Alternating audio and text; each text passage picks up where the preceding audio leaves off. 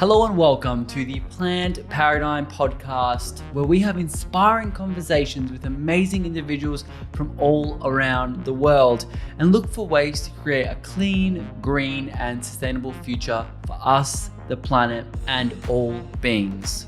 I'm your host, Tom Simak, a fellow plant eater who strives to optimize every living ecosystem, passionate about looking after this beautiful floating rock that we call home and all the lovely creatures that dwell among it.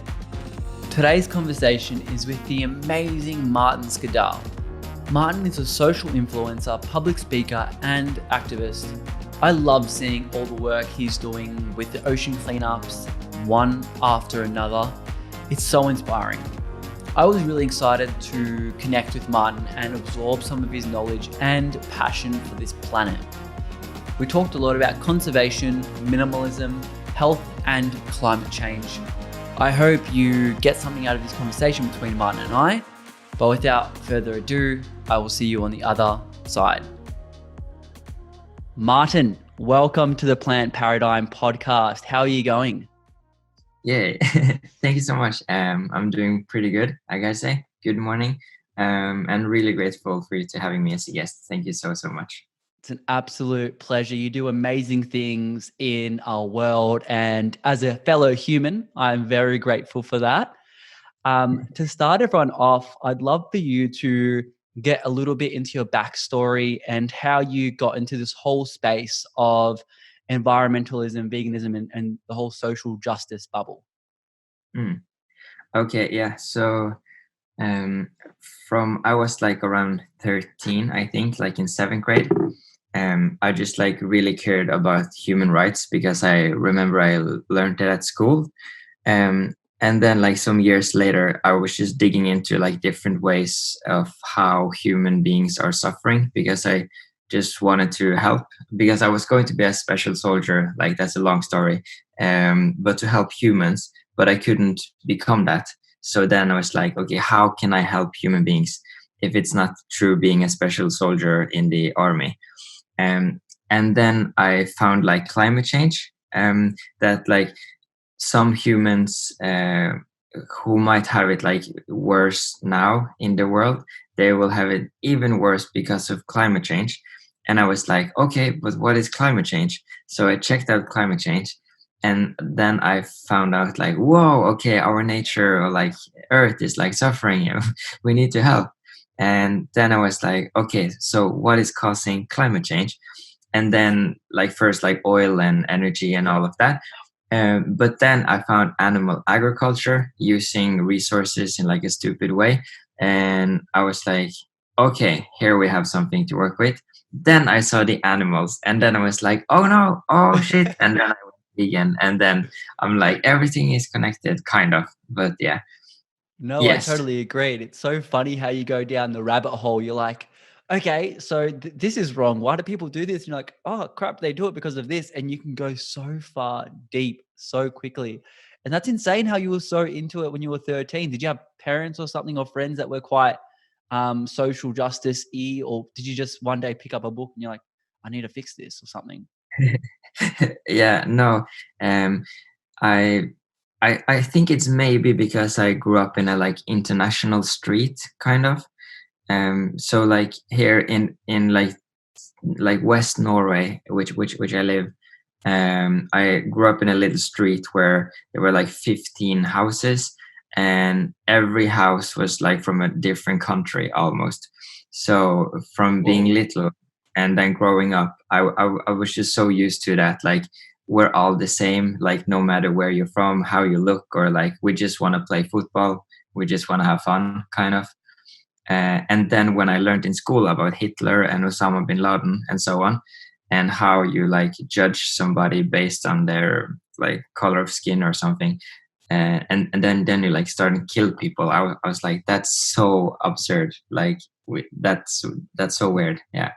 Mhm. Yeah, that's so cool. And I wonder if, because obviously, I wonder if the next generation after us, like Gen Z and younger, I wonder if growing up, they're going to hear that and they're going to be like, what? Like people exploited animals? Like, what do you mean? Like, why would you do that? And I love the way you worded it. Like, people exploit animals. That's so stupid. And I think there's there's a nuance and a really awesome perspective in just being like, that's so silly, but that's just not necessary. And I love that perspective that you have. And even touching on recently, you uploaded a video to YouTube that I checked out, and it's a really interesting topic on being in your bubble and getting outside of your bubble. Can you talk about what that means and why you would maybe think about that?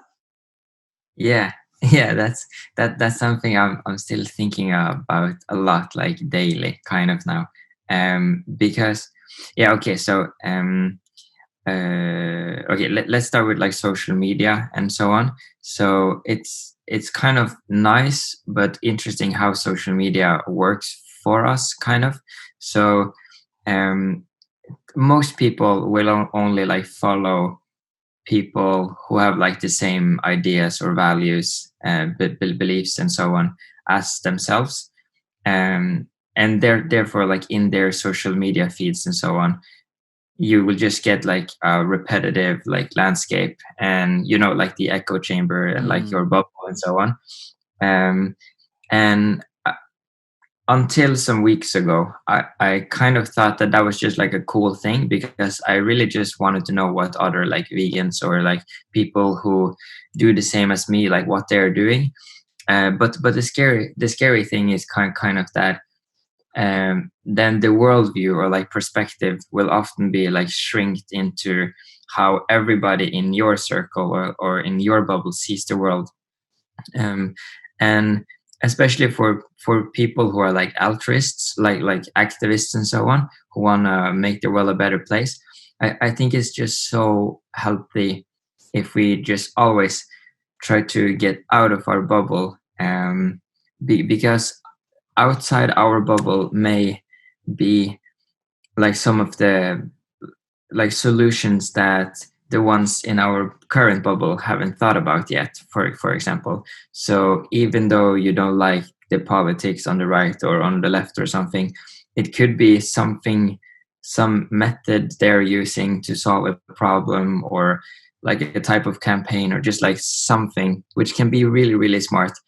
And therefore I think it's just really good for us to always like keep expanding and like checking how is the world, because like no nobody really understands how complex the world is. It's so I complex, agree. so much information. And yeah, I just think it's really healthy to get out of our bubble to get more information, so that we can help the world become a better place, maybe faster and better, like yeah.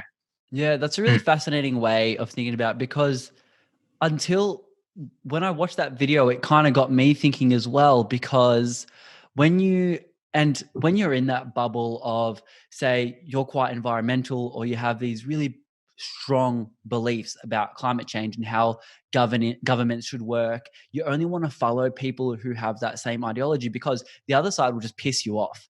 It will just aggravate you, and it will just, and now that you mentioned it, I absolutely do see the other side, in which you have to take all these different perspectives in order to find that one big solution. It goes back to like, we all need to work together to fix it. And as corny as that sounds, that might Yeah, be exactly what we need. yeah, yeah, instead of like the two sides or the different sides just like screaming at each other, because yeah, as you said, we we need everybody. For Yeah, sure. but we really do. Yeah. And that would also take a lot of courage. You know what I mean? Like uh, if you're Republican or Democratic or however, whichever political system you have, to be on one side and then accept something from another side's view, that takes a lot of courage. Like, that's scary, don't you think? Yeah, yeah, no, that's super scary, and most people just don't do that. It seems like, or at least like I've been in the media here in Norway like sometimes, Yeah. and one of the feedback that I get for reasons to not invite me is because I don't want to like just stand there and like have like super solid beliefs and like never give up, kind of um like I don't want to like argue. I want to have like a good conversation and so on. Mm. But therefore like some media or like press here in Norway have said that like in media they need like the voices crashing together, and because it like sparks Right. attention, Mm-hmm. people get all these emotions in it. And if you're then having really good conversations, media will not get like a lot of views and so on, and therefore it can seem like everybody's just screaming at each other. But yeah, but that's kind of not true. But and that's also what I want more of, just like good conversations in between, so we can find the solutions, or a common ground or something. Yeah. Come on, Martin, Mm. start screaming at people. Do what the media wants. What are you doing? I know. No, I totally agree. And and I might be like a black sheep amongst the crowd, but I love those conversations on media or Facebook, wherever you see it, where two parties opposing views, but they're like listening to each other. It's almost like alien to see like someone, when you're talking to someone and you sometimes are just trying to think of a response, like how can I be smarter than this person? How can I win this argument? How can I show them that I'm right and they're wrong? And you have this thing where you're like, no, I'll just listen and discuss everything with that. How did you develop that skill? Because it is a skill. Yeah, I actually have one thought or like insight that came up. I think, and this is good for this podcast also, but I think it has everything or like a lot to do with when I was turning vegan. Because after I like, okay, so right, I'm one of those who like said like, and I know many people said this before going vegan, but like I'm never Yes. ever going. Said everyone ever. Yeah. Yes. And then because I had that belief so hard, and then the day which I just like totally like just like shit, like no, like I yeah, like I had a girlfriend at the time, and I was just like, I have to go vegan. Like I know so much now. I can't continue. Like it's impossible. And then because that belief changed, I was just like open to everything. I was like, yeah. Then I was like really open, like scary. Like I didn't like not into like conspiracy theories and so on, but like almost like if somebody tells me something, then I'm like, okay, sure, like that could be true. Instead of just being blindly like no, because that doesn't fit with my current narrative or something. So then from that point on, I was like, I know I can change my mind so much, because I went from saying I'm never going vegan to like I'm vegan as fuck, kind of. So yeah. Yeah. Well, that's empowering, isn't it? Because you have this drop of ego. Like you're like, okay, I'm not addicted to who or my conceptual identity, like who I think I am. I'm not addicted to that. And if I'm wrong, I can admit that. And I think that's amazing. And I think that's really helpful, especially with having conversations about conservation, environmentalism, climate change, the efficacy of different animal exploitation. Like that's, you can admit where you're wrong, because nobody gets anywhere fighting even though they know they're wrong. Like imagine knowing that animal meats and things like that are really bad for the environment, but still eating that. Like imagine that argument inside your mind. You'd be hating yourself. You're fighting yourself when you know that. Mm, yeah. True. But yeah, and then but then you also have like a lot of like ex-vegans and so on, which are like, it's really confusing when people are saying that they really understand it, and that they're vegan because, yeah, and then going back, it's like, yeah, it's confusing but interesting, hey. Mm. Oh, for sure. Interesting. Like when any of these, so like even when like we all mates with Leo, when his brother came out and as not vegan, and a Hunter and Elise Parker and all these different vegans, I just don't understand how that works. Like, and it's not just like whatever they got to do them. I'm not judging them. If they come back one day, I'll happily welcome them into the community or whatever. But it's like, how do you do that? I'm more impressed that they could do that mentally than Mm. like worried about why. Like I just could not comprehend him. But I don't know how many explanation videos or, you know, the ones they upload like, 30-day carnivore challenge and all that, how many times they have to upload that for me to get why they did that. Yeah. I want to get into environmentalism on the back of that. Mhm. What, you're very much into the field, like loving it, you breathe it, you live it. What is your definition of being environmentally friendly, or what does that mean to you? You can call it like self-aware, or just to have information, and so that your choices, like all of the choices we do have consequences. So it's like to map the consequences of your choices, and then choosing the ones who are most environmental friendly, kind of.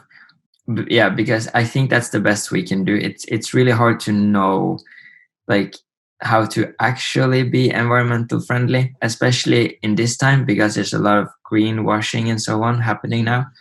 So there are a lot of like clothing brands who are saying they're like environmental friendly because they are using a little bit of some fancy material or something. Um, but if you still consume a lot of those clothes, it's like unnecessary resources. So then I would say it's not like environmental friendly. And it's like if you have those tote bags, it's like one is enough. Like if you have like Yeah. super many, it's not necessarily environmental friendly, even though it's not plastic. mm. And it's like, yeah, just like really educating yourself about the different consequences our choices have, and see how environmental friendly you can do it. And I guess like as long as you're trying, you can call it that you're being like environmental friendly or aware or something. But it's, yeah, it's a lot of different measures going into that Yeah. completely. So yeah. For Mm. sure. And I do want to talk about a bit later how like environmentally friendly meets zero waste meets minimalism and how they're all like Mm. intertwined within each other when you did mention it Yeah. a little bit before. But when you mentioned like animal agriculture and the effect, we all know, if you're listening to this podcast, especially, we all know that animal agriculture is quite a large contributor to climate change, one of the Mm. top ones. And choosing a plant-based diet is obviously the way to go. I'm very guessing you're nodding along and be like, yep, that's correct.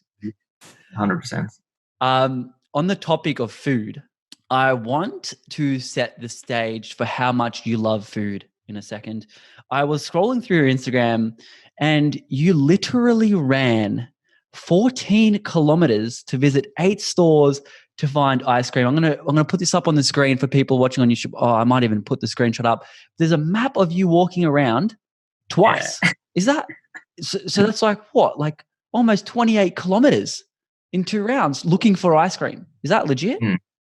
Yeah, it was a new type of like vegan ice cream in Norway. And yeah, and I do run a lot though, so I was like, okay, today I'm gonna find it. And I put my backpack on, went from the office, and yeah, went into the first one. They said no. Second one, no. And I just continue. And it's Oh so my funny God. because that first day I just didn't find it. So I ran like, yeah, like a lot of kilometers, but didn't find it. But the next time I found it, and I was so happy. So yeah. So it took you 2 14-kilometer runs to find that. So we here first, Martin Skadal, you are a crazy ass for food. Yes. For Um, vegan. yes, for vegan ice cream. So let's step into the kitchen for a second. What Hmm. is the meal that you're making that satisfies your whole being, head to toe? Oh, something whole food, plant based, like sweet potato, spinach with some broccoli and kidney beans, and maybe some hummus on the side, and some microgreens maybe on top, For the something like people that. listening, he had his eyes closed for half of that, enjoying it in his mind while he was listing those ingredients. Yeah. No, that's I love how food can fuel your body well. So yeah. Mm, Are amazing. you like majority whole foods, or you're like a little bit junk? little bit junk food, but majority whole foods. Yeah, yeah. Majority whole food, little bit vegan ice cream. Yeah, Little bit vegan ice cream, but I have to run 14 kilometers to earn that bad boy. yeah, So you've got this meal of amazing plants and you're fueling your body. You're doing some training. So I saw you doing some training with Leo Venus. You're getting pretty fit. You're looking pretty good. Are you training for something? yeah. Actually trying to. I really want to do like triathlons and so on. Yes. So that's what I'm like training myself up to. But I have some weak knees, and yeah. But I think I can do it. So next year or sometime I'm gonna like sign up, and then I also work out like almost every day. Yeah, with Leo. Yeah, in the gym, which by the way is not the best way to train up for a triathlon. No. But I just want to be, like strong also. So then it's cool to have a good workout buddy. Yeah. Well, when you speak to all these like athletes, vegan or otherwise, they always say you got to mix up everything. Like even marathon runners do CrossFit and they do weight training and some resistance with that because they need to strengthen up their bodies. I'm with the same boat. I'm training for a marathon at the moment and then triathlon is next, but I got weak knees, a few broken bones. Boys will be boys. It's bad, man. It's bad. Yeah. But cool. Good luck with that. That's Yeah, awesome. good. I'll see you running. Maybe I'll do one with you in the future. Next Yeah. year when you Let's sign do up, we'll see fitness level. Let's do it. Run it in Norway. that. Cool. What's your workout philosophy? Like, do you tend to stick to something, or you're like, I'll just go in there and have fun? Yeah. No. Okay. So we're okay. So we can switch it up in two different things. So one is like the gym, and then the second is triathlon.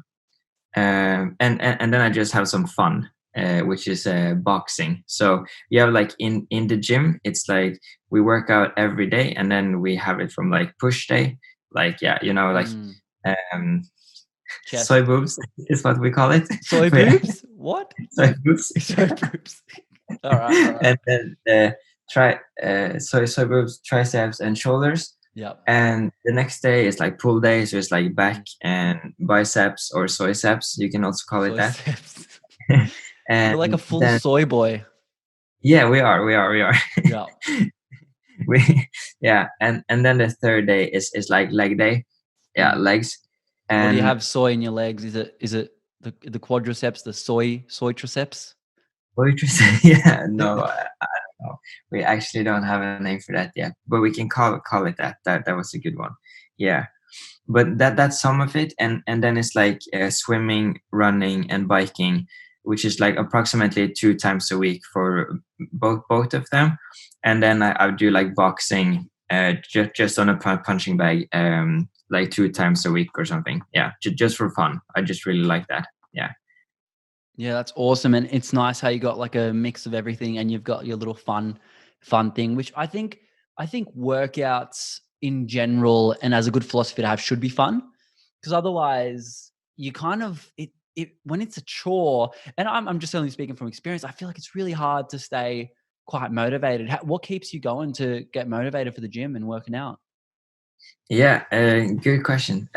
One is just that I feel so amazing after every, yeah, like every workout. Yeah. So that's really nice, and it's also like I'm one of those like workaholics kind of. So I work like a lot, and like in front of my computer, I'm sitting a lot, and then it's just really nice to get some headspace. And so it's kind of like mindfulness. Practice for me also. But if I'm also having if I need some extra motivation, I can like watch the Dominion trailer or something, Yeah. or like Game Changers, or just be like, okay, let's do it for the animals. Like I want to prove to people that like, yeah, like all the people in the Game Changers, that like you can be fit and healthy and be one of the best and eat plants. So it's nice to point to others, which I'm always doing, but I think it's also cool to just be that example yourself, kind of like for my friends and family and so on. Yeah. Yeah, that's really awesome. Let's I want to get jacked like Martin. I want to get that strong. And that's awesome how you do it for the animals. That's something that, I mean, you think of it a little bit because some people train like, you want to be a good role model. Since veganism is such small amount of the population, I find that it would be quite hard on me mentally. And I don't know this, if I was like quite skinny, and then people would just assume, they're like, oh, he's just not eating enough meat, or like this bull crap. And I get that shouldn't bother anyone. And if you are in that position, that is absolutely not a problem. But that's a freaking struggle that we shouldn't have to deal with, which sucks that we do. And Yeah, for and then in sure. terms of like the gym and being healthy, this is a question I love to ask every guest, because we can't look after the planet if we can't look after ourselves. What is your definition of being healthy? To have it good, like within yourself and outside also. So within is like, so what you're like fueling your body with, if you're like taking care of the things inside of the human body. So like, like if you smoke or something, for example, it's not like good for your lungs and so on. So I wouldn't tell that's like that specific thing is healthy, at least. And if you're eating a lot of junk, you're also not like taking care of your body inside the best you can. But then it's also what's going on up in your head and so on, like mentally. So if you're like having a good time with yourself, and then it's a bit more on the outside, like just directly outside. So if you're taking care of your body, if you're being active, or if you're like laying in bed all day, for example, um, and then like socially and like with family and relationships and everything.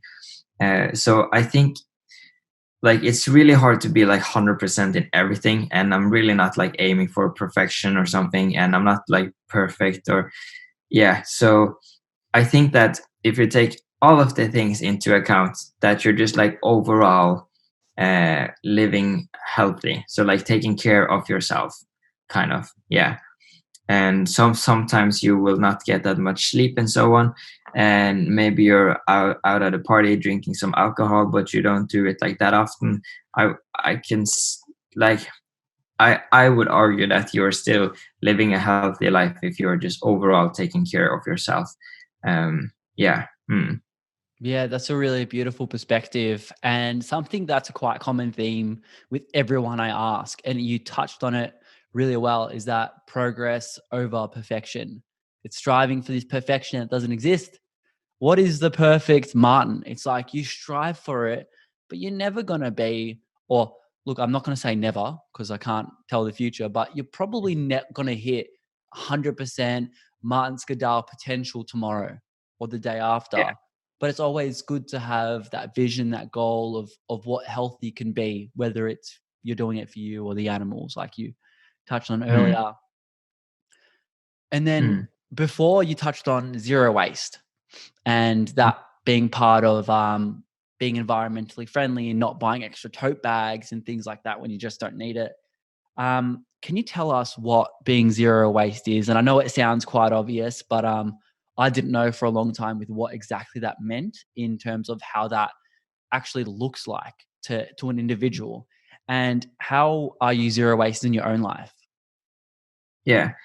Okay. Yeah. So if you're like 100% zero waste, that should mean that uh, that you like actually don't have any waste. Like you don't have to go out with garbage, like nothing, like not plastic, not paper, not oh yeah, of food you could compost it, but yeah, but it's not really like yeah, it's just like zero waste. It's like you absolutely don't have any waste. So when you're buying stuff, you're consuming or using the whole product. But then there are some people who would say zero waste is as long as you don't have anything going into the like ordinary bin, but you're recycling everything. But some would say that's not zero waste, because you have waste which is being recycled, and things that are being recycled are not being recycled by 100%, so there will still be Mm, some waste. So therefore it's not like zero waste.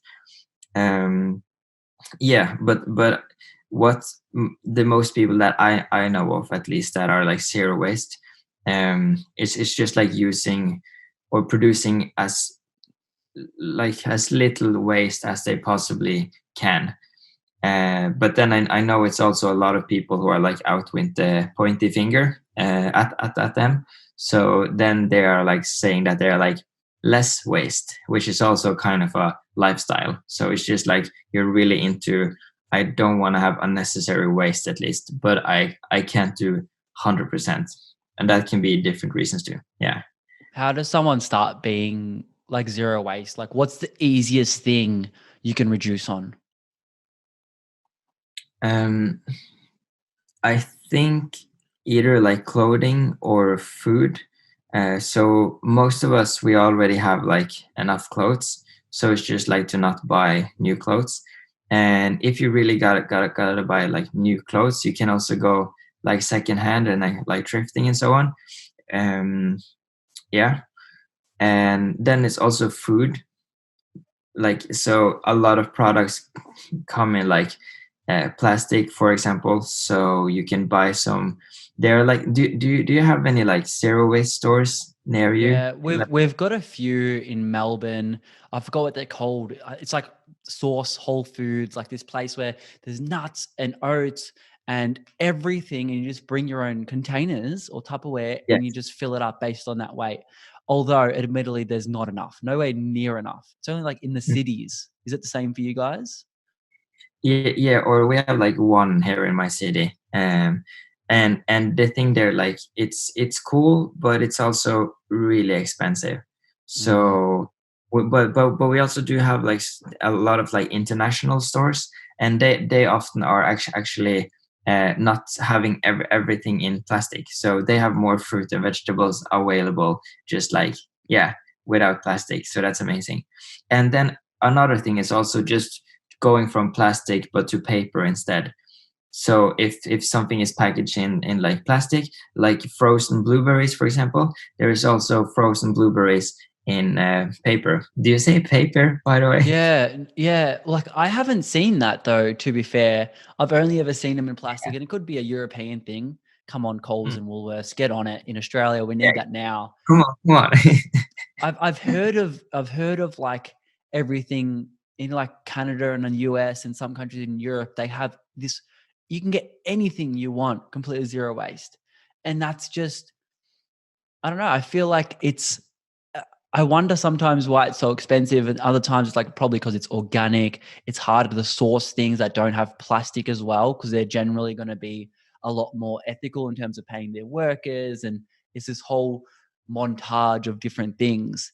And I was going to say before, when you mentioned thrift shopping, thank goodness that is actually cool now. Like people Mm, love thrift shopping. It's a thing.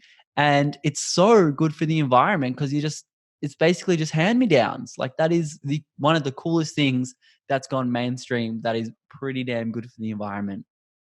yes, 100%.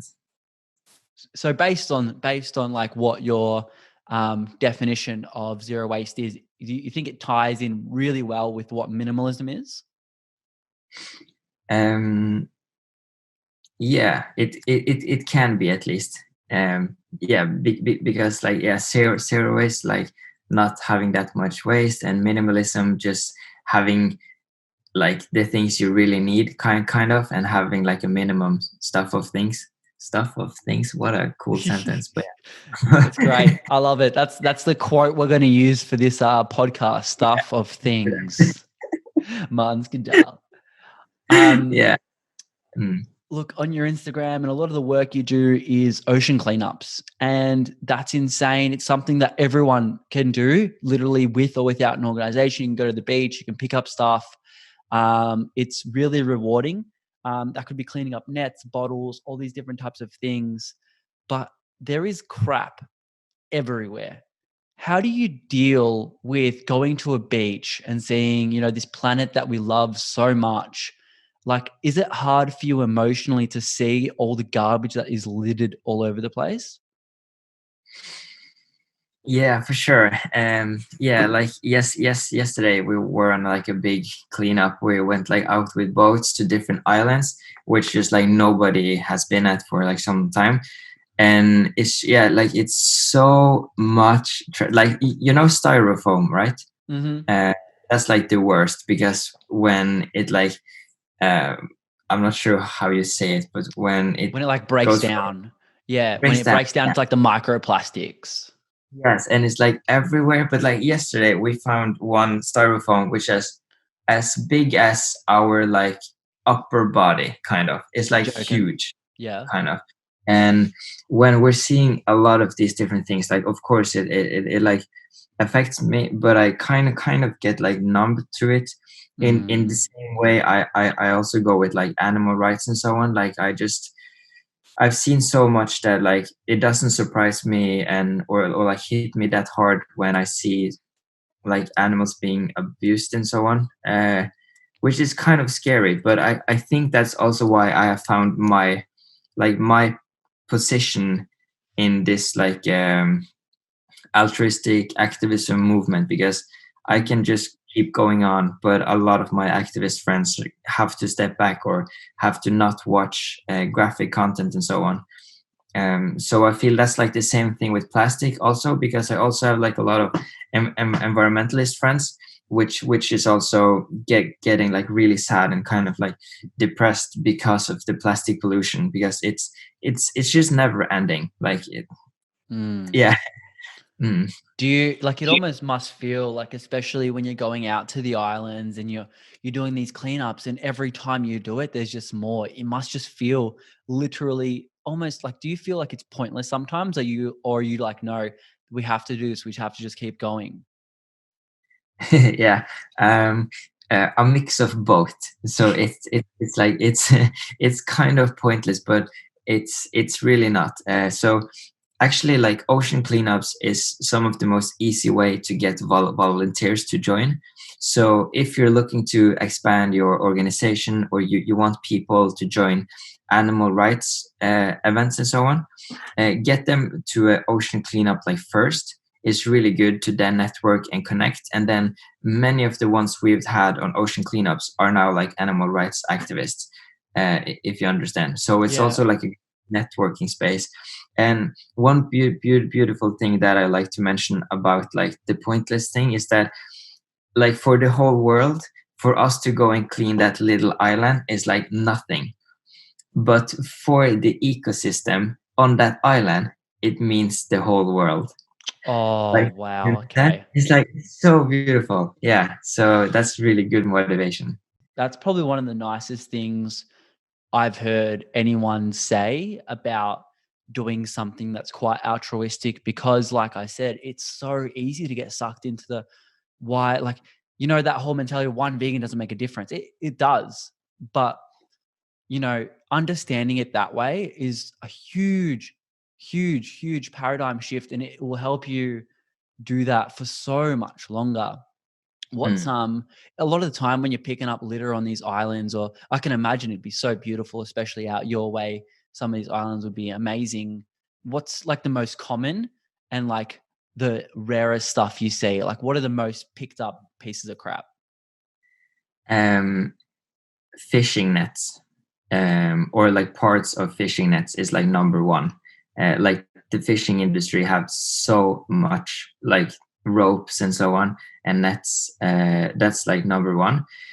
Um, and we also see like styrofoam or and also just like small bits of plastic like the typical plastic you will find on like packaged food or something, just Mm, like tiny pieces, yeah, which there's just been microbeads. yeah a lot of that and also q-tips. Yeah, but you know the thing you take to rinse your ears. Yes. Oh, yeah, yeah. Oh, sorry, I call it cotton buds, but yeah, Q-tips. Yeah, yeah, Oh, cotton buds, yes, yeah, yes, yeah. but it also says on the package here cotton buds. Yeah. Yeah. Yeah, and then it's like uh or like or yeah just mostly stuff like that. I think we'll end it on that. Yeah. Yeah. So, like that being said, with like the most common things, what do you think as a human, as a Tom or as a Martin or as a Bob down the street, what can we do to make sure that we're not contributing to that mess that you have to clean up? Yeah. Okay. Two specific things. One, just minimize your own like plastic, like or consumption of plastic. Like you don't consume plastic, but you buy it. If you understand. Yeah. Yeah, you're a consumer of plastic. Yes, something like that. Amazing. And then the second thing is actually if you're still eating fish or seafood, to like it would actually help a lot to just minimize or cut out like seafood intake because that is like some of the most trash in the ocean, and it's really hard to like, even if you buy like your fish in the store without plastic, doesn't mean that it didn't take like some big fishing nets that are now just like drifting along in the ocean or something. So yeah, like the fishing in that's just horrible. So fishing industry and just reducing plastic consumption overall. Yeah. Yeah. I know, like, for those who do eat fish, I did look into once. There's actually an app that you can scan the code of the fish. Like in Australia, I know it's a thing. And it actually says what fishery it comes from and if they used plastic and stuff like that.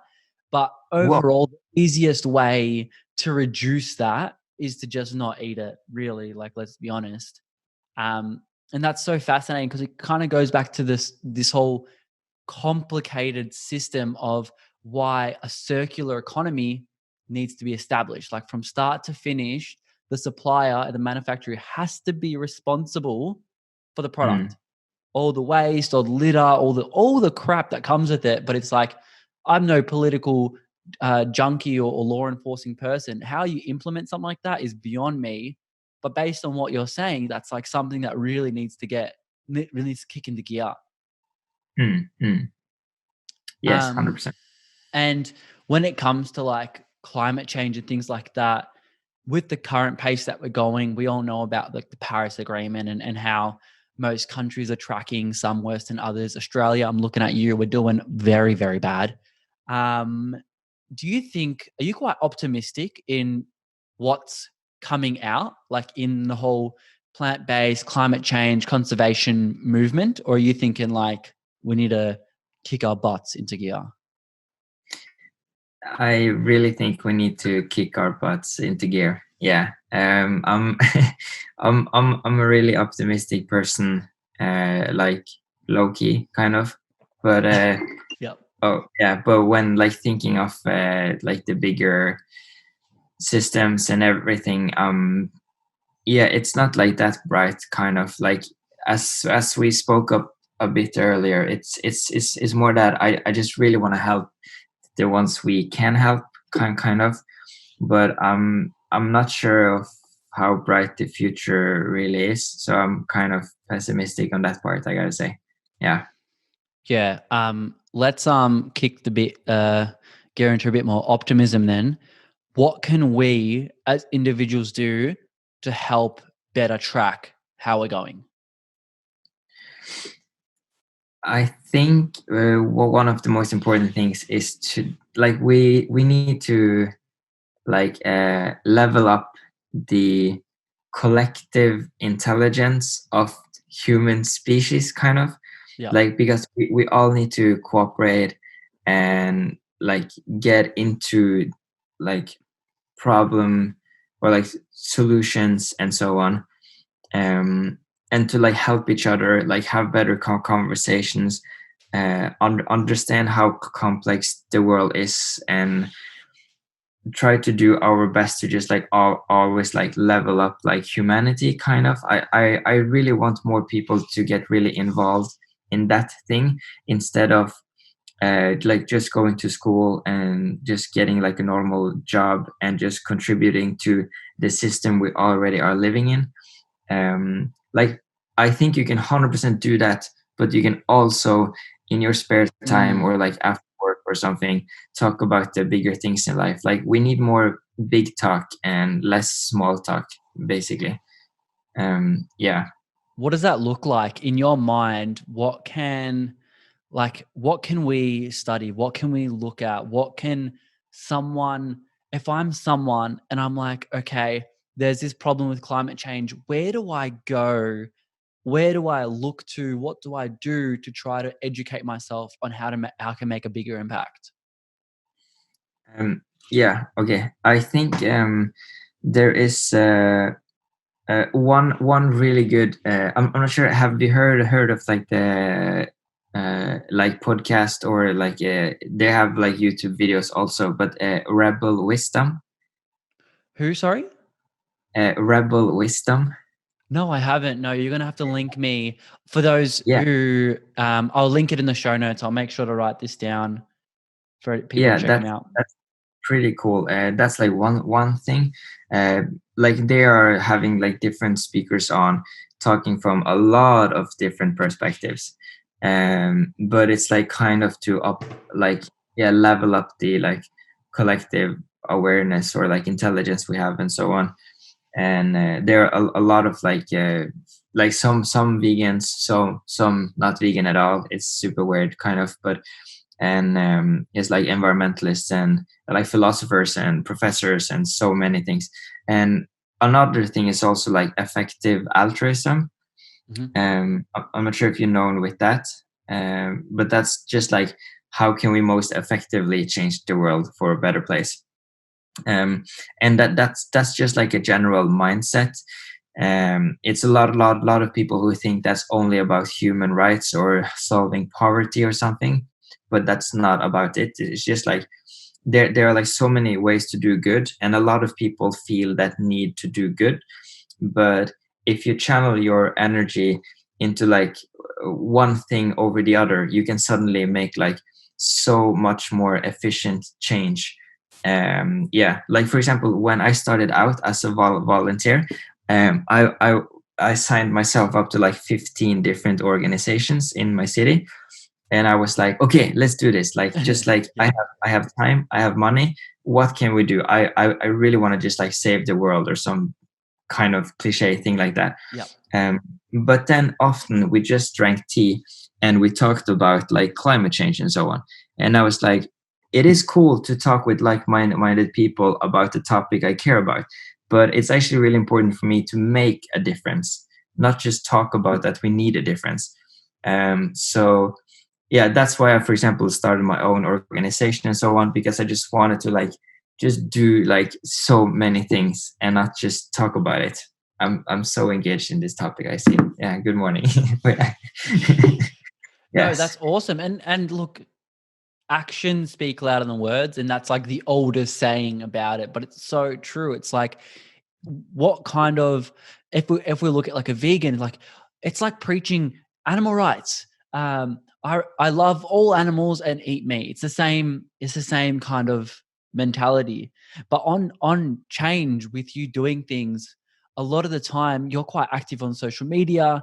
You've amassed tens of thousands of followers across your platforms. Do you feel quite responsible in, I guess, people looking up to you in what you're doing, and like people got a microscope, like if Martin screws up, I'm on him. Like, do you feel quite responsible about that?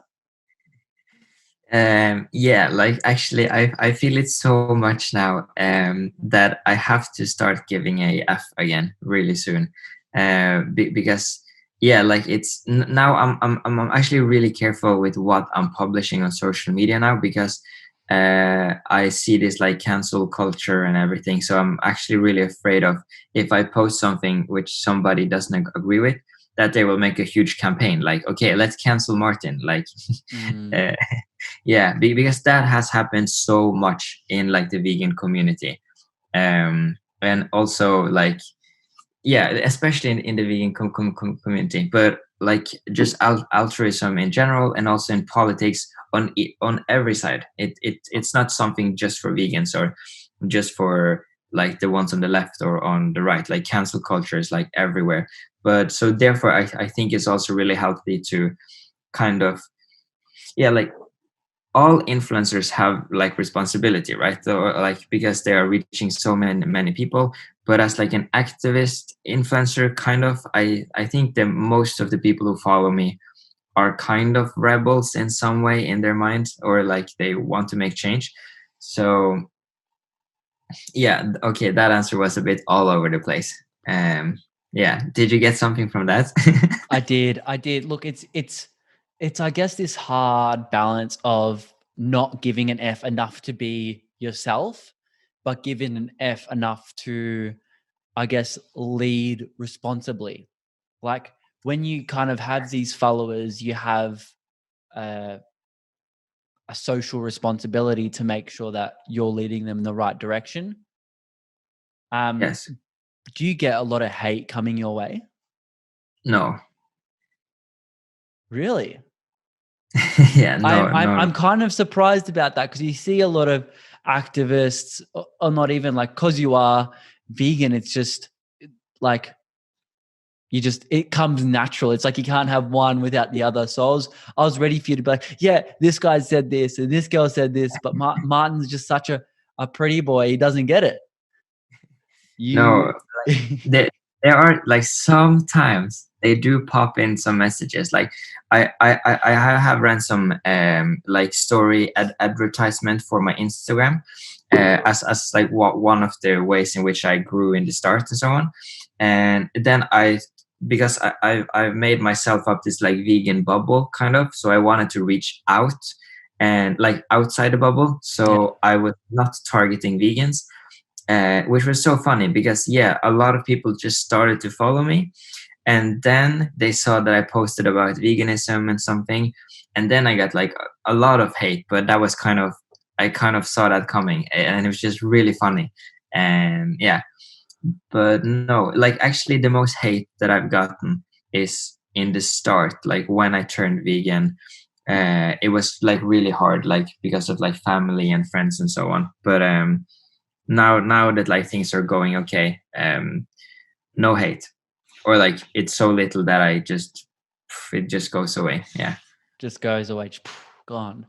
Um, Now, I'm going to take advantage. Everyone's noticed listening so far, and Aaron, you've got another accent. It's not Australian, it's not American, it's Norwegian.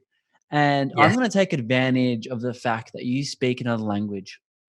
For those people that are traveling to Norway, and obviously I know a lot of Norwegians speak English.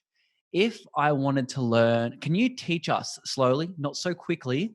So I can imagine how quick you speak when you speak in native. How can we say that we want to eat vegan food or plant-based? Like, how would you say that? Give us a quick language lesson. Do you have vegan food? Okay, so if you can take like the sentence like, uh, do you have vegan food? Maybe. Or like, I don't eat meat, I don't eat dairy, I don't eat eggs, like that kind of thing as I well. don't. Yes. Okay, then we can take. I only eat vegan. Maybe. Okay. Because if you say that, that's a really weird sentence to just pop up with. By the way, but yeah. But like, but they will understand. So okay, so if we start with like or like I can say the whole sentence first. Yeah. So that is like I don't eat vegan is no, I only eat vegan. I Come on, don't eat. Martin. What are you doing? Are you teaching us or not? Yeah. Okay, so it's jeg spiser bare vegansk. One So more time. One more jeg, time. okay. Jeg spiser bare vegansk. Ja, spisa borgans vegans. Oh, almost. Ooh. Okay. Yeah. All Do right, you have it? that's pretty good. Like, I'll for those who are listening anyway. You can rewind that as many times as you want.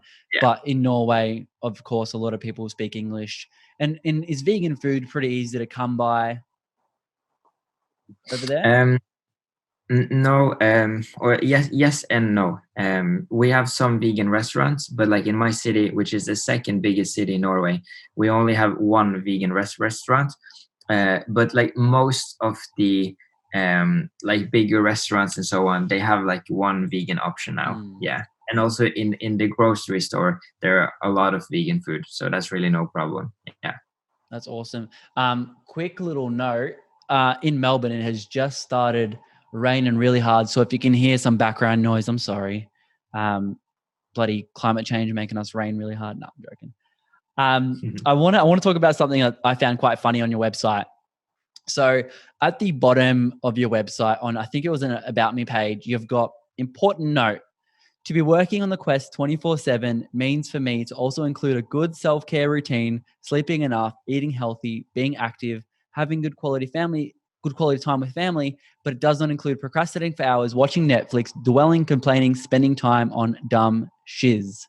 Now, the one thing I got from that, and I can see you're laughing. I don't even know if you know what I'm gonna ask, but what is your secret, Martin, to not procrastinating? How do you not procrastinate?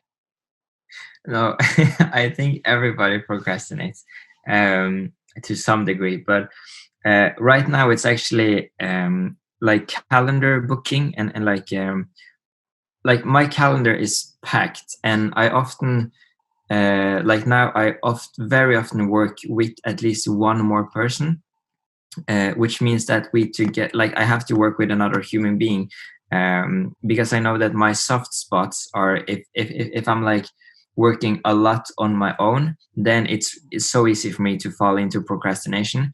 So one like life hack that I've done for myself is to like calendar book like everything I do, and then very often work with other people. So yeah, but that actually works really good. Like I have a lot of people or like colleagues and friends and so on, which have implemented the same thing, and it just really helps. It also helps if you don't regularly. Yeah, it's a Whoa. hard word for anyone to say, let's be honest. Yeah, but if you don't often go to the gym, for example, but if you put it in your calendar that you're going to the gym, it like yeah, it's easier to just do it. Yeah. Have you got any other life hacks for us? Um, oh, it's like really prioritizing sleep. But okay, yeah, or like, I do have some life hacks, I guess. Well, we're kind of on like the tail end side of the episode, and I just wanted to touch on your speeches before we get into the life hacks, because I did want to ask you specifically about some. Yeah. Over the years of like speeches, cleanups, and different forms of activism, have you found that one form is received much better to people than others? Oh, interesting. For me, I think actually, like reaching out through social media has been so nice. Like when I started my organization, for example, and I needed like volunteers or like board members and team leaders, I just ask on my social media, and that's where like a lot of people are saying that like, oh yeah, after following me, they want to be active or something. So that's one thing, and also just like getting personal kind of. So like in the speeches and so on, for example, when I'm doing like public speaking and so on, it's always when I'm talking about like my story and taking questions and so on. But no, I really wish I had like more like this is what worked the best, but I'm still just testing it out. And yeah, like for the ones who know me, they know that I have like thousand like ideas all the time, and I'm like half-assing some of them and going all in on some of them, but I'm just like kind of being like self-aware of that I'm still like really young, like we have like so long life, and I just really want to test out so many different things to see what works. Yeah, and there's so many. We've got so many more years to test it all out. Not that many years, like years in our lifespan. Not that many years for the environment. So we got to hurry up, Martin. Hurry up. Yes. On the tail end of the episode now, is there any bits of wisdom or knowledge that you'd like to leave us with that we maybe didn't touch on, or something that you're really passionate about? I think we have touched on the most important things, and I really like the questions and so on. I think it was been a really good conversation. Yeah, but some wisdom, I think it's just to the things we have been talking about, of like getting outside of our bubble, like understanding more of how complex the world is, and like level up the like collective like intelligence because we really need some better solutions if we're going to solve all the issues and so on. So to maybe have like find the most intellectual friends you have and just like take like once a week or something, go like take a tea or coffee, beer, I don't know, and just talk about like how complex the world is and what solutions you can implement and what you specifically as a person want to do to contribute to like this collective race of intelligence or like activism and so on. Like just try to include more like big talk in your life, kind of. That could be one thing. So just to expand your mind. Yeah. Expand your mind. No, that's really Yeah. important. I think having conversations is step number one, because if nobody ever talked about climate change, we actually wouldn't know anything about it. It always starts with a one person and works its way outward from there. So you guys at World Saving Hustle are doing amazing things. And, you mentioned that you founded an organization. Can you talk to us a little bit about what World Saving Hustle is and what you guys are doing there? Yeah. Okay. So World Saving Hustle, that means to work as hard as you can, like to hustle to save the world, if you understand. So the original idea and what we're trying to work around now is to be like a network organization for people and or organizations who are fighting for either like environmentalism, animal rights, or human rights. So in Norway, which we are currently now, we also have like some chapters in like India and Pakistan and France, but mostly in Norway, it's about like getting together people working with like different causes and like trying to be more effective with all the work together, which is really broad. But to get it down to earth on one specific thing, last year we had like a big like cleanup event. And the thing we did there is that there are a lot of organizations who do cleanups, but they don't do it on a consistent basis and so on. So it's hard for the public or like volunteers to know when it's going to happen. So we got together like 15 to 20 different organizations and cooperated on like one monthly action. So that's like one thing. Then we are also like another thing is that we're inviting people to different like workshops and so on. Like we have had like our first event was called self-care for activists. So then it's like no matter what type of activist you are, self-care is really important. So come to us and we'll help you through a workshop. And we have like mindful leadership training. It's one workshop. And then we also have like how to inspire behavior change, which also works like no matter what cause you're working for, you're working for the fellow cause of making the world a better place, but in like different directions. So we just want to help that. But yeah, something like that. We're consistently changing also, but that's our like main goal. That's awesome. And thank you so much for, again, being and having an organization that really does help our planet. It doesn't go unnoticed. Anyone who's really making a change, I'm sure I can attest, and everyone listening, that we thank you for cleaning up our oceans, and we thank you for being an activist and spreading the amazing word of climate change and how we can stop it and all different things we can do. If we wanted to help you guys out, or if we wanted to find you on different social medias or the website, where can we find you? Yeah. Okay. So we like I have a website and our organization has a website. So it's just like my name, Martin Skadal.com or worldsavinghustle.com. But it's easiest to find us on Instagram, I gotta say. Yeah. And then maybe when this episode is out, I would have started with like weekly vlogs on my own YouTube. We'll see. Hell yeah. Well, when this episode is coming out, I'll give you I'll flick you through an email or a message. And for anyone who does want to look at all Martin's stuff and all that he's doing, I'll make sure, like always, to link everything he's doing in the show notes, the YouTube, the different websites, the Instagrams, the Facebooks, all that you have going on. Look, mate, once again, thank you so much for jumping on and having a conversation. I really felt like we had a good flow and there's amazing things that we touched on. and different thoughts that you provoked. So I really appreciate the time you've given us, and I will definitely be speaking to you next time. Thank you, Martin. Oh yeah, thank you so much, and thank you so much again for having me here. It's so cool. So really grateful for that. Yeah, thank you so much. Welcome to the end of the episode. Thank you, Martin, once again for coming on. It was amazing to meet you and connect with you through Zoom. Gotta love Zoom.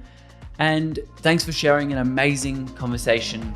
Your passion for helping our planet is very appreciated and definitely doesn't go unnoticed. Like always, you can find all the links to support him and World Saving Hustle in the show notes or bio. What did you think of this episode? Let Martin know on Instagram @Skadal, or even contact us at plant.paradigm on Instagram. We also have a TikTok, YouTube, and Twitter. If you are watching this on YouTube, please feel free to like, comment, and subscribe. I appreciate everyone, and I reply to every comment. On Instagram, I also reply to every comment. TikTok, the same thing. Twitter, the same thing. So any community endeavor is much appreciated. I am all about connecting with you guys. And if there's anything you want from me, any kind of support for any kind of activism work, let me know. I'm all about helping in any way I can, especially for the planet or the animals. If you wanted to help out the show, just leave us a review. That would be amazing and so much help. Or better yet, share this episode with a friend if you think someone else could get value out of it. But that is all from me today. Stay happy, eat plants. Peace.